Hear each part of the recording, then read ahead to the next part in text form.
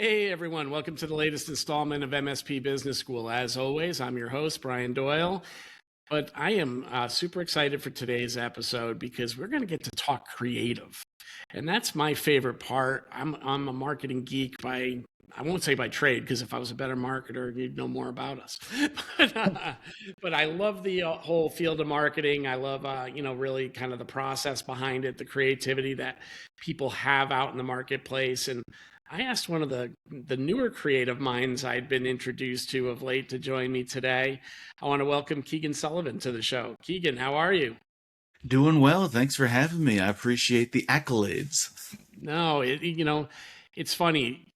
We'll get more into this, but in the world of LinkedIn, right, there's a whole lot of sameness that comes in our feeds, and then every once in a while something stands out. And one of the things I've seen, and for those that don't know, Keegan has been the marketing guru over at Threat Captain, and the things that come from Threat Captain feel more whimsical, feel our attention grabbing, draw you in. It's not easy to do in a sea of sameness, right? So it's been really fun to kind of watch that. And then I had the privilege of getting to go between the firms, and Keegan's the man behind the lens at that point. And if you get to see any of those episodes, the little subtleties that you're going to see when doing that are the things that make it stand out.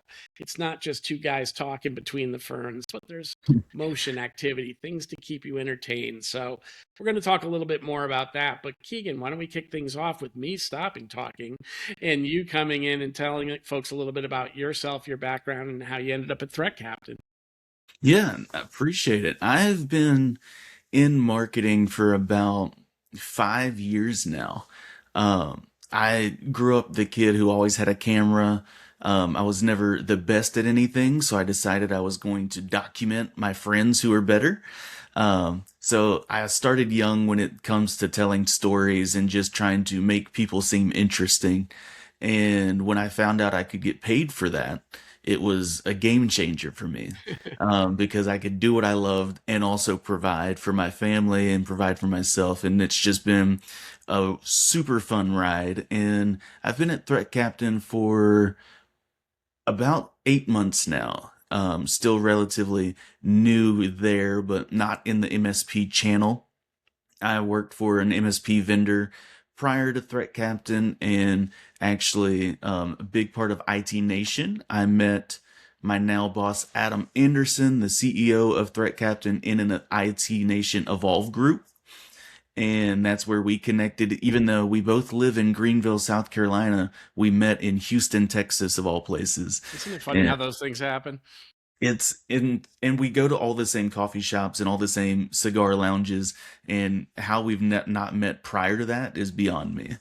Uh, But I think a couple things that you talked about there. First, I love the humility in that story, because there's not a lot of people that'll say, well, I'm not feeling exceptional at any one thing, but let me document some of the people around me who seem to be doing something pretty cool. And that's a amazing piece of maturity and self-awareness that you obviously established at a very young age. But really, I think that became your superpower. The fact that you're able to understand my real key thing, the thing that I'm exceptional at, is telling other stories and understanding what the story is within the story. Because I think you've come to realize too, a lot of those people don't think they're very exceptional at anything either. And it takes an outsider to look at it and go, hey, there's something here. Absolutely. And I think, kind of like you said, realizing that young, that, hey, this person is exceptional at this thing and they don't know it, but I am gifted in a way to tell that story and showcase their talents to help them see that they're talented and to help other people see. And that's kind of why I fell in love with storytelling, because even if it's something as it started young with skateboarding, and I was I was going never to I ask, could is that kind of the genre that kicks it off? Because that's where you usually find some of the coolest videos too. exactly. And I couldn't do tricks, but I could get from point A to point B. And so I would skate with my friends and I would film them as they did their cool thing. And it was just a cool way to showcase, like, hey, yeah, it's a fad right now and everybody's skateboarding, but it could be a story and it could kind of highlight their personality. And once I found out you could put personality in the story and it doesn't have to be a beginning, middle, and end like everything else, and it could have its own kind of pizzazz. That's what really kind of sparked the creative fire for me. And I assume from a creative position too. I mean, one thing about skateboarding, there's no sport out there that allows you to showcase both success and failure so fast. A- And that is a big Absolutely. part of life, is it not? Absolutely. And especially with skateboarding, the failures are almost more interesting than the success, especially to viewers. So, Yeah. And especially those viewers that really participate in that genre, because they probably look at it a little bit differently too. Like, see where he's going and he almost had it, or man, that guy's exactly. never getting there. Exactly. And honestly, it's kind of because I've not really ever thought about it until just now, but it's kind of cool to see how realizing speaking to a specific audience with a specific story is important, but you could still speak to a broad audience and entertain a broad audience. Say everybody wants to watch people crash on their skateboard, but people who actually skateboard are watching it for the different reason to see how they do things and how they land, and kind of figuring out the storytelling aspect of picking out your audience when I was younger has also helped to kind of frame my brain, and it's all I think about now. And it's true. You think about a piece of footage like that, the same piece of footage would mean different things to different people. For some, unfortunately, and taking the spirit, it's the comedic element, right? The fall and the fail video side of it. But then you've got the folks that are looking at it really more from a technique and a learning experience and a process experience. And to be able to convey both messages, maybe sometimes in the same forum, it's got to be challenging. Yeah, and it's kind of where people say if you're talking to everyone, you're talking to no one. You kind of got to know when to niche down and know when to get specific, but not too specific where you lose everybody else's attention. And so it's a really fine balance between the two. Now, with storytelling being the core of what you do, and I think that's something that people need to understand too. That word gets thrown around easily, but if you're not telling a story, how are you going to captivate interest, right? And I think the biggest fault I see a lot of marketers is that see a sameness, that same approach that I compete with this guy, so I want to look similar to this guy in structure and force. And it just becomes, a lot of effort going into something that's not going to ever produce any kind of return. How do you try to keep yourself standing out from the crowd? Yeah, I think a lot of it has to do with we subscribe to the Simon Sinek mentality of the golden circle of explaining the what instead of the why, and kind of tell people like this is why we do things, and you've got to tell people the heart behind the mission before they care about the features or the bells and whistles and things like that. Because if you go to an MSP conference, everybody's booth is going to look the same.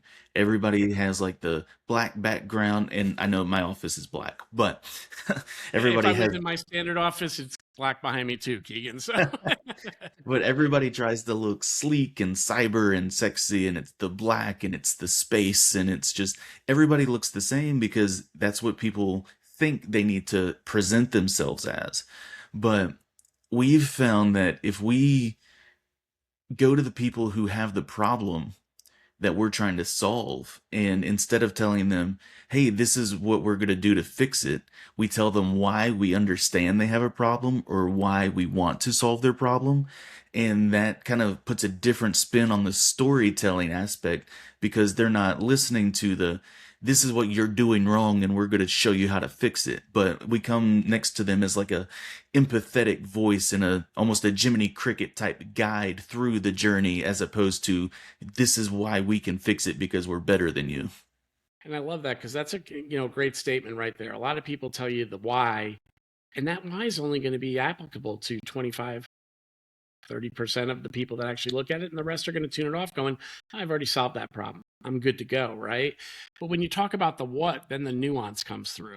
Now you're really able to say, hey, this is what our people feel.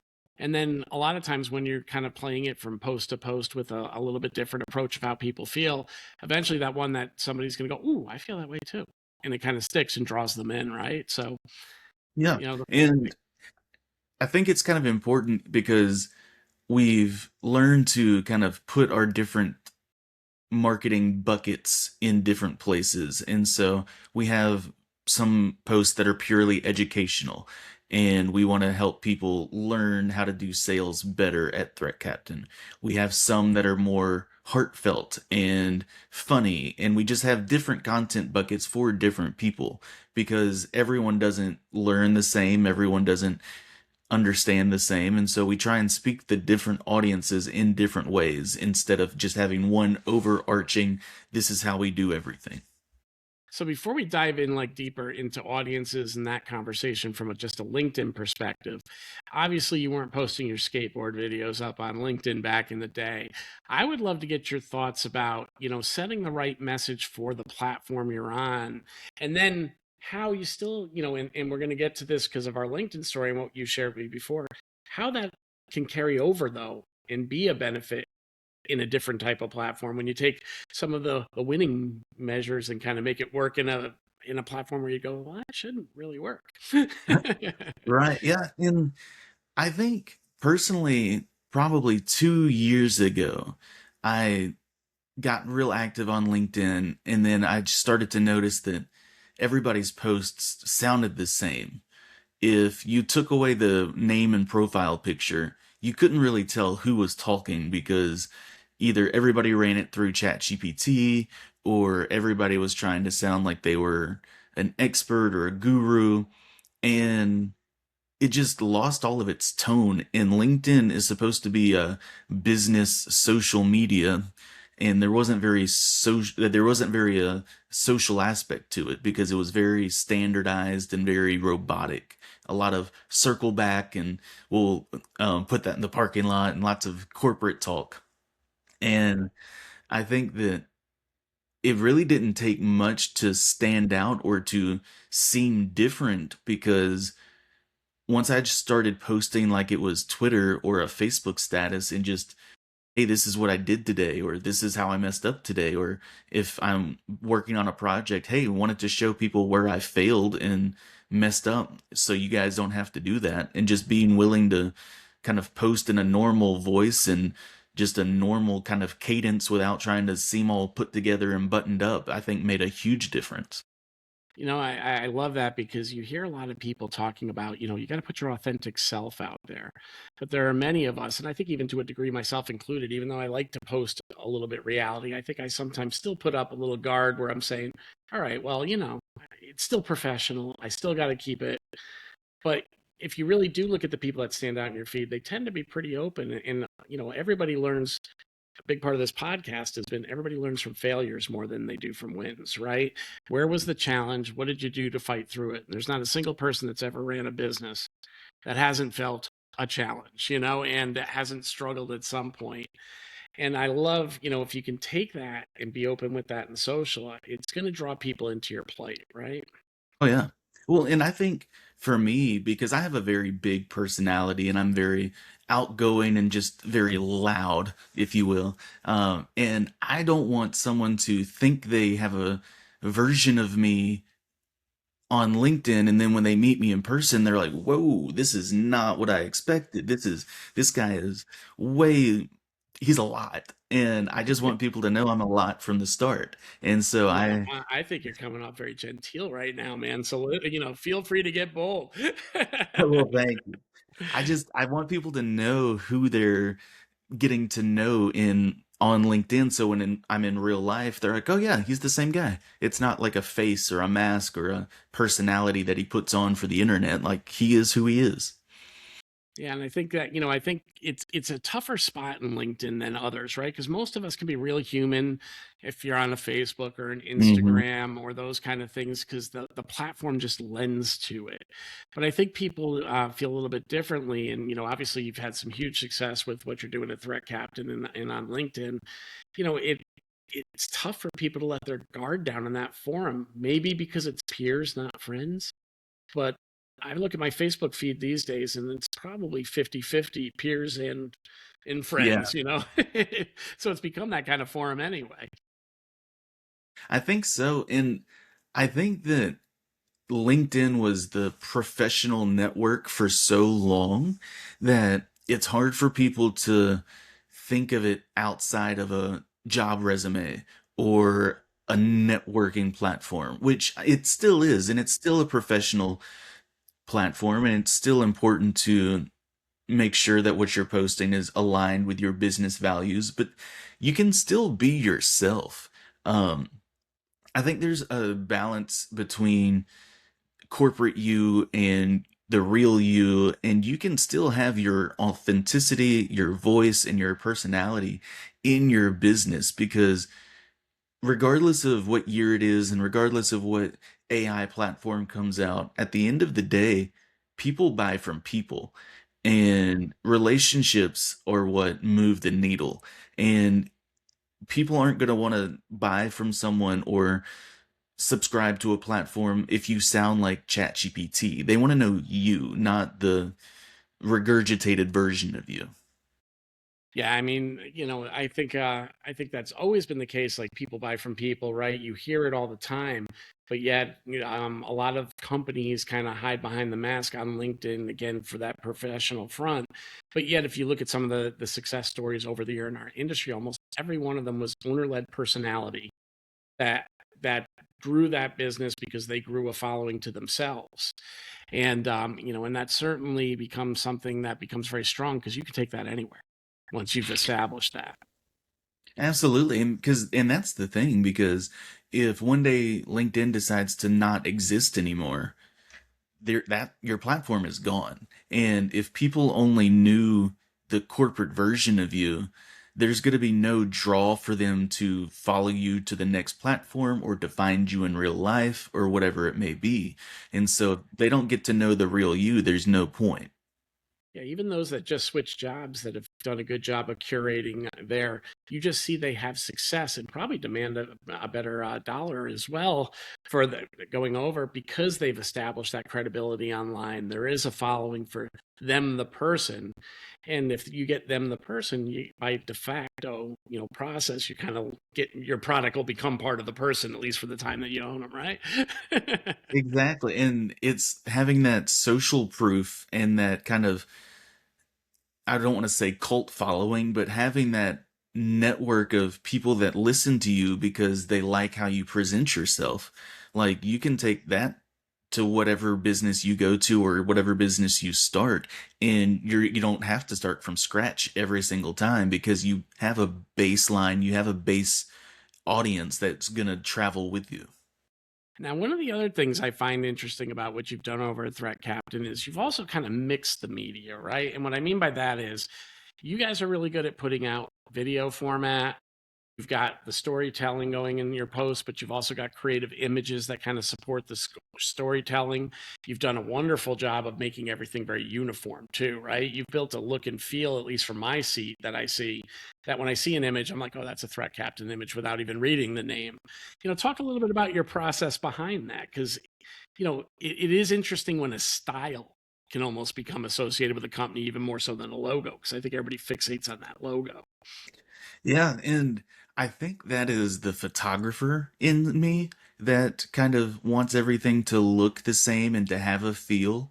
Because it's kind of like you said, when you see something and you can know what the company is before you see the name or before the tagline at the end, that's when you know you've hit it. Like, you know what a Coca-Cola Christmas polar bear commercial, you know what that commercial is going to be, before you even see the You see a polar Coke bear with a bottle. red scarf, you think Coca-Cola without it even saying anything, right? Exactly. Might not even be And for Coke, but it pops into your head.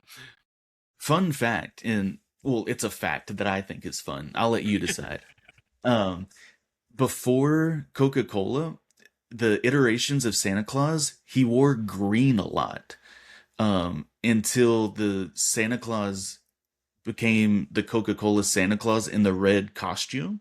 That's what kind of shifted Santa Claus to be known as always wearing red, because a lot of in the original stories he wore green. But that's neither here nor there. No, and and it is a fun fact because I'm a little bit older than you, Keaton, and I can go back to some of the stories and the books that were read to me as kids.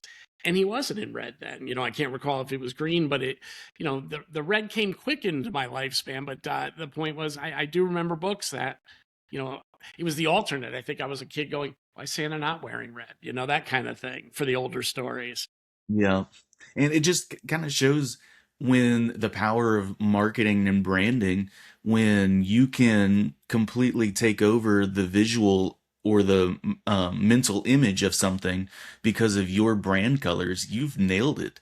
And that was something I wanted to do when I started at Threat Captain, is because there were a few different brand voices going on, and we weren't sure if we wanted to be lean into the pirate thing, if or we wanted to lean into the nautical understanding. Okay, so why are we Threat Captain?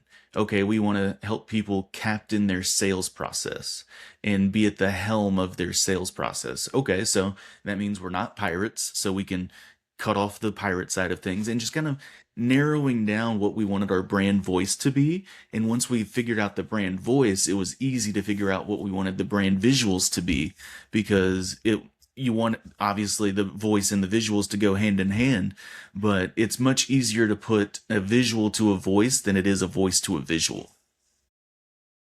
You know, that's interesting too, because I think you're right. You know, if I, knowing what I know about Threat Captain today, and if you went that pirate way, there's almost a negative connotation with the pirate, right? As a raider, as a this, you know, really the whole thing, you know, you're introducing the risk just by being a pirate as opposed to mitigating the risk the other way, Right. right? So, you know, Exactly. that's great that, you know, you guys took steps to not leap to the first thing that obviously came to your mind as, you know, hey, this would tie very nicely to what we're doing visually, not necessarily Exactly. spiritually, right? Awesome. Absolutely. Well, And I think go ahead. I was just gonna say, and I think it really just helps to understand and put our company all on the same page, because when you come up with the brand voice and we figure out the why behind the what and what our goal is and what problem we're solving and why we're doing that, it helps. Okay, so now our product team can build a product to that message, and our marketing team can put out a marketing to that message, and our customer success knows that they're going to filter their conversations through that message. And so kind of the brand voice is really the core of your marketing process, because until you know how you're going to convey your message, it's really the driving factor of what you're going to look like, what you sound like, what you offer. Well, Keegan, we're getting near the end of our time. You know, I'd love to, you know, we have one fun fact that we're going to share a minute about what you're doing also on the side. But before we hit that, I certainly want to hit, you know, is there anything else you want to bring to light about marketing, or anything else you want to bring to light about putting yourself out there that you want to share with the audience before we talk about another cool thing you're doing? Yeah, I think what I want to share, I know when people first think, oh, I'm going to be real or I'm going to post more naturally, a lot of people think Duolingo, the brand, because Duolingo is almost known for being unhinged and off the rails when it comes to social media. And it's kind of the same with Wendy's. Wendy's on social media is known for being real smart and just real quick with the comebacks and roasting their audience. And I think it's the extreme thought of, well, we can't be that because that's not who we are. No one's asking you to be that. People just want to know who you are. And so if you can just put a megaphone on your personality, that's all we need, because it's not they don't want the corporate speak and the circle back and the all that genre of conversation, but they also, not everybody needs the Duolingo, Wendy's off the rails type conversation either. They just want to know you. And instead of trying to find that extreme, just be comfortable in who you are and be comfortable in what problem you're trying to solve. And that will help you figure out how to post. Awesome. Well, thank you for sharing that, Keegan, and really exciting stuff. For those that haven't, you know, ever seen Keegan or follow him yet, we're going to be putting his LinkedIn as well as Threat Captain's LinkedIn in the show notes today. You know, if nothing else, go see what he's doing, because it is some interesting stuff, and it definitely differs from the norm on what you're going to see in your feed on most days. And also, there's another endeavor Keegan's in that we're going to throw out there. We have a shared passion, although we didn't know it yet together. You talk about your Houston story. we have a shared passion for cigars, and most of us in this industry know that passion is shared pretty widely around many of us in the MSP space. And you've put together something really cool to help me remember what smokes I liked and not forget them down the road. And why don't you share a little Yeah. bit about that? Yeah, so I do love a great cigar, and Adam, our CEO at Threat Captain, and I spend most probably 2 or 3 afternoons a week in a cigar lounge with our meetings. And so I've got a lot of friends who are getting into the cigar world, and I wanted to help people understand like how they could really track their cigars. And because most of my friends have just notes in their phones of ones they like and ones they don't like. And so now that Lovable is a platform and Claude AI and Claude Code is a thing, I decided to build an app. And so I've built an app called Hashtag, and it is currently being reviewed by the Apple App Store. It is very similar to Untapped, the beer app, where you can rate your beer and send it to a friend, but this one is cigars, and I've built a database. There's over 6,000 cigars in the database. You can take a picture of your cigar, you can rate it and keep it. If you like it, you can favorite it and put it in your humidor. And that way, next time you go to a cigar lounge, you can just pull up your app, see which cigars you've liked, see what you've rated it. And if they have it, you can grab it without having to ask a million questions or try something you don't like. And it's huge because, I think the biggest thing that happens with that is I'll smoke something this year and I'll think it's great. Then awful. And I'll note it, but I won't go back to my notes. And then 3 years later, I'm like, oh, let me try this one again. And I've just picked another dog, right? That's one of the things that I find for archiving it. But to that end, too, sometimes you get small batch cigars that are only run periods of time. You find some things that are only offered in certain regions because they're not so much for Hmm. the local build, but because they're small batch, they can't be spread out nationally. So it's not uncommon, when I'm down in Florida, I'm finding a different set of cigars beyond the standards that I can't find up in the Northeast. And this is a great way to track those things. And, in my notes, there'll be a location too. So I remember, oh, I'm down in Dallas, Texas. I found this cigar here and I know I can't get it back at home. Yeah, and I found like once you kind of build up their humidor section, if you go to a cigar lounge and you say, "Hey, these are the ones I like. What do you have that I would like?" And if you want to try something new, they could help you out. And that way you don't have like you've got it right there.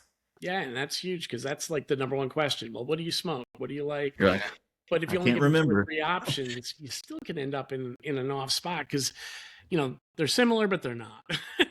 Right, exactly. Well, anyway, I think that's, I love the stories about labors of love and the fun things that we do that are outside the spectrum of what we do. And, I wish you the best on that project as well.